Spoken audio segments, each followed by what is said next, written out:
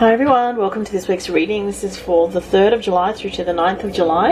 And if you only follow me here on YouTube, you may have or may not have noticed that I didn't do a video reading last week because I was actually sick, but I did, I had partially lost my voice, so I wasn't able to do the video reading.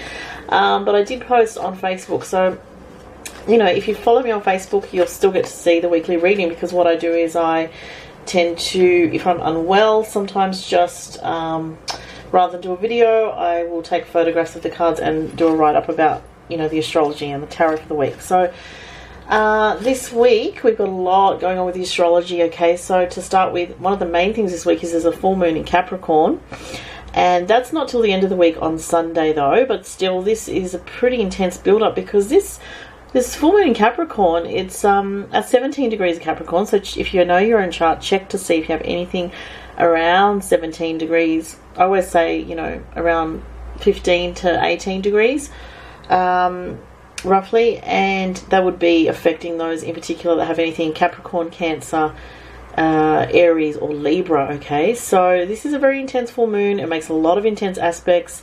There's contact with Pluto, and when Pluto gets involved, it really intensifies and brings out, you know, those emotions that have been hidden for a long time. Especially if you are a Capricorn, if you have a Capricorn sun, moon or ascendant, you tend to kind of try to control your emotions, or, you know, you can tend to hold things in until there's a confrontation. And then when there is a confrontation, boy, do those emotions come out, and they come out pretty hard. So if there's been a situation, you know, I'm speaking directly to Capricorns now that have anything around that mid-degree. So if you don't know your chart, but you know you're born the middle of the month of Capricorn, then pay attention to this weekend, because there could be some real intense emotions bubbling up with you, and you know, you may want to be careful about how you choose to react, because it can be quite explosive, and you know, it could stir up things that just become out of control, because a lot of the other tensions there is actually a T-square formation, which is a very tense, difficult formation with Jupiter, the full moon in Capricorn, and the Sun as well. So what was the other thing that I was going to say? And you know, Mars and the Sun are in Cancer, and Mars is a little bit ahead of, in terms of degrees, of the Sun. So it's not, let me see, by the time we have the full moon, yeah, it's still close enough to be 16, 17, 9. It's not quite a conjunction, but they're still, by the time of the full moon, they're still fairly close. So that is causing tension there with that as well. Also this week, Mars in Cancer is still opposite Pluto. So that is very difficult as well. So, you know, with Mars in Cancer, I always say, you know, Mars doesn't express itself very well in the sign of Cancer. It can be moody and cranky. And then when it lines up with an opposition with Pluto, well, there's kind of, they're very troubling waters, you know, those emotional Cancerian waters get very troubled with Pluto pulling on them in that way. So it's a bit of a difficult week, a bit of an up and down week. Other things that we've got going on, let's see, midweek, so I think it's on Wednesday. Wednesday we have, actually let's go to Tuesday first, because I'll mention Tuesday that Mars opposite Pluto, it's going to affect Cancerians, Capricorns, Aries and Librans, all the cardinal signs, around anyone that has anything around 18 degrees. So be careful then, because it's very, as I said, intense energy, and it's all building up to the full moon in Capricorn the end of the week. Now on Thursday, Venus actually changes signs, so it moves out of its home sign of Taurus, where it's comfortable and you know, feels that sense of comfort and craves stability, but it's going to move into Gemini on Thursday. So Gemini is more about communication, short trips, social interaction, social contacts, and you know, engaging with people like siblings or neighbors or people in your community. So there could be catch-ups for people with siblings this week, or people in the community, friends and so forth. Venus, you know, in Gemini likes to change, likes to be on the move as well. So if you have been feeling a little bit stuck in a rut, which is the darker side of Venus in Taurus, then as Venus moves into Gemini this week, you might feel a little bit more like socializing and coming out of, you know, coming out of hiding a little bit, depending on how you feel. Excuse me. All right, so Overall, you know, it's quite a mixed week. The other thing we have is Mercury coming up to square with Uranus on Wednesday. So Mercury is still in Cancer, and with squaring with Uranus, I would say there could be for some people, especially cardinal signs, those signs I mentioned before, something unexpected to do with some news from family or someone in the family. There could be something unexpected there. It could be either positive or negative, but because it's a square aspect, it might be more of a mental adjustment for you, so you might have to try to wrap your head around that one. It could be something a little bit unpredictable, or a little, maybe even shocking for some people.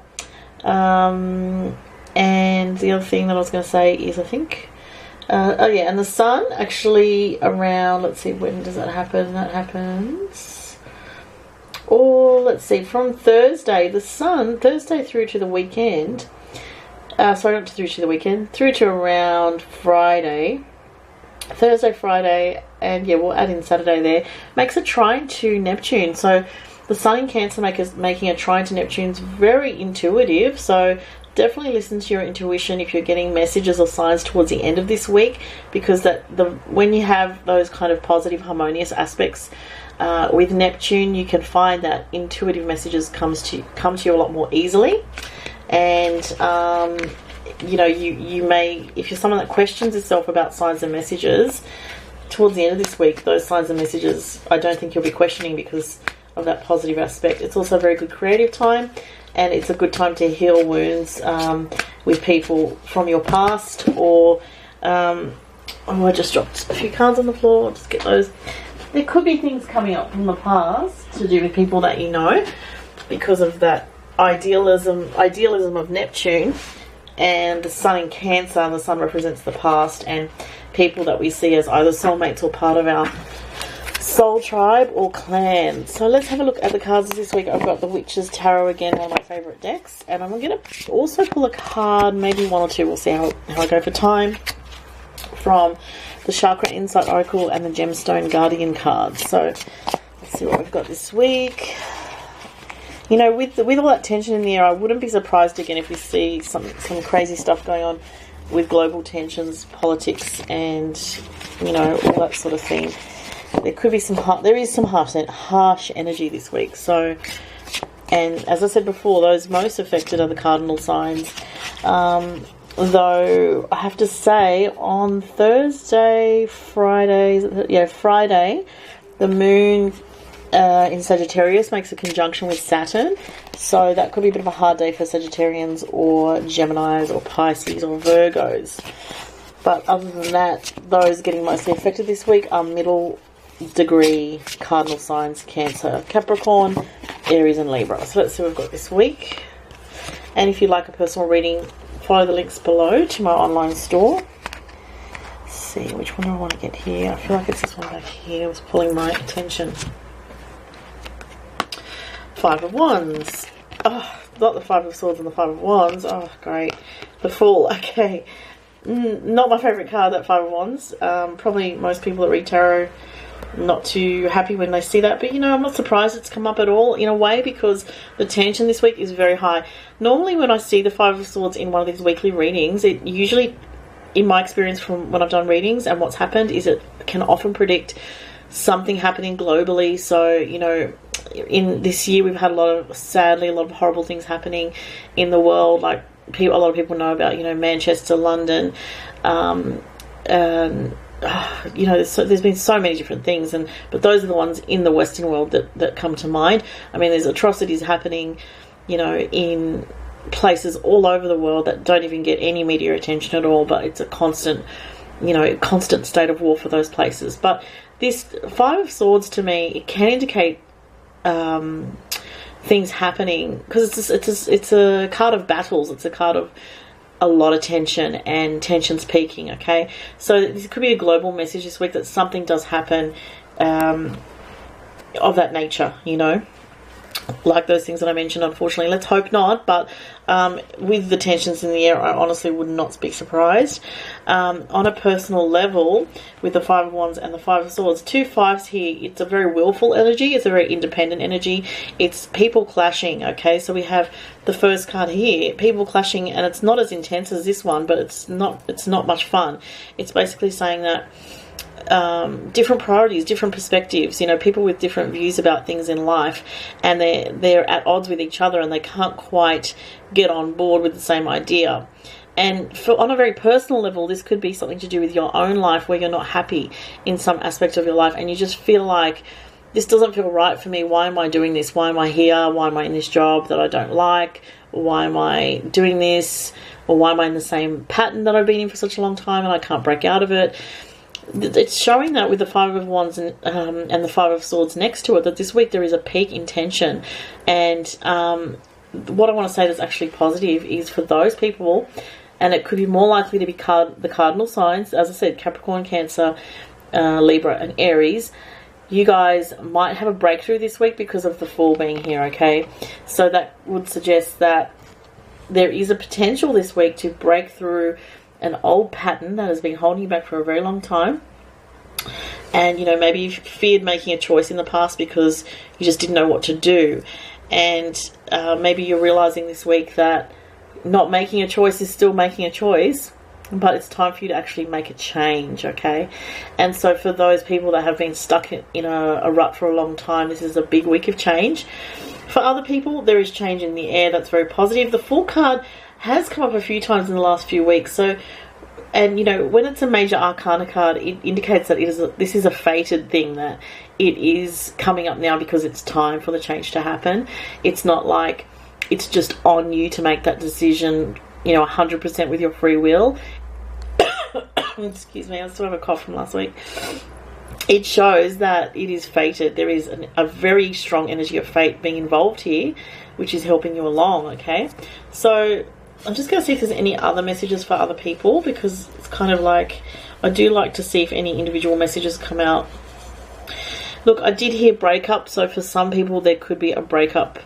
But I want to say for those people, this is not a situation that you're not expecting. This is for people that know the situation has been difficult for a long time, or that they have a sense of it, you know, they know it's coming.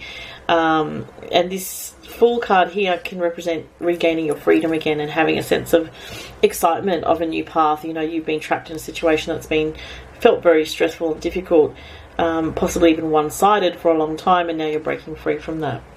And you know, as I said, these cards do not surprise me because the astrology totally backs it up. There is so much tension in the air this week, and there's a lot of power struggles this week. And there's at the end of the week with a full moon in Capricorn, that Capricorn there with that full moon signifies a huge culmination, a huge door closing and another door opening, okay? So that totally relates with the cards. And also with that full moon in contact with Pluto, that also tells me that there's a transformation here for those people that have those cardinal placements around 18 degrees. So these are the beautiful Chakra Insight Oracle cards by Karen Sangster, and I just want to pull one card from this deck actually to see what other messages and, you know, that we have for this week. I'm going to get something at the back here is calling my attention. Oh wow, so the Heart Chakra card comes up. Number 22 at the top there. I don't know if you can see that. I'll just lift the camera up. So there we have 22. So this is a beautiful card. And what it basically emphasizes for me this week is there is healing in whatever happens this week. And that's actually a very positive message. There is healing for your heart. And healing really needs to begin. I feel there's, you know, maybe one or several people out there watching, and I feel more female energy as I say this, that there's something that you need to heal within your heart. And maybe it's been something that's been, you know, you've protected for a long time because of traumas that you've experienced or difficulties that you've had in your life, you know. And I just want to say that there is something that can happen this week that can help you transform that. And it may be a little bit painful to confront, but once you do, you can start the releasing process. So I feel very happy for that one or several people that relates to, because it feels like it's a real purging of old energies that have been stuck for a long time. As I look to that heart chakra energy, it feels like the rays can shine out, and this person or these several people can feel relieved about that. And in general, just with all the difficult energies this week with the astrology and everything and the cards that have come up, it shows that, look, even in dark times there is potential for amazing healing to happen. And sometimes we don't expect it, you know, we just think about the negative, and we think, we have to suffer through this. But you know, there is wisdom in every experience that we have. There is a universal wisdom and a benevolent force, you know, of love energy that comes through. So even in our darkest times, on a soul level, there is healing opportunity and healing light available to us, which is actually just a really beautiful message. I absolutely love that.